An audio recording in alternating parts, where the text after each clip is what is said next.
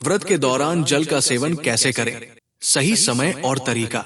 कभी आपने सोचा है कि उपवास के दौरान लिया गया एक छोटा सा घूंट आपकी तपस्या को अधूरा कर सकता है, या फिर वही घूंट आपकी साधना को पूर्णता तक पहुंचा सकता है?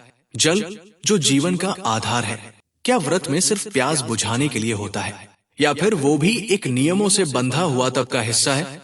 आज की इस रहस्यमयी यात्रा में हम जानेंगे व्रत में जल का सेवन कैसे करें ताकि साधना सफल हो और भगवान की कृपा बरसे।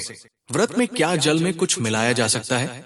कई बार लोग व्रत में नींबू, शहद या तुलसी मिलाकर जल लेते हैं।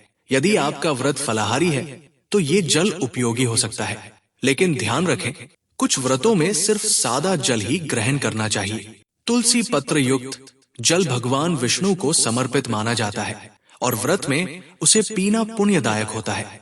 शुद्धता का ध्यान रखें, जल को किसी भी तरह अशुद्ध न करें। व्रत में जल पीने के साथ क्या सावधानियां रखनी चाहिए? व्रत में जल ग्रहण करते समय बातचीत न करें। टीवी देखते हुए या मोबाइल पर लगे रहते हुए जल पीना साधना को हल्का कर देता है।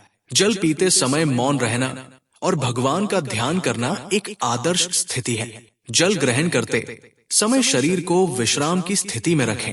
ये एक साधना है, न कि केवल प्यास बुझाना।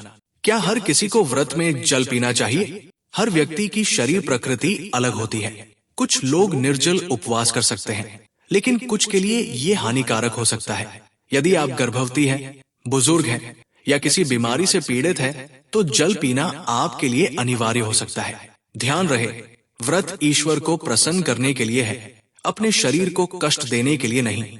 ईश्वर भाव देखते हैं, कठोरता नहीं।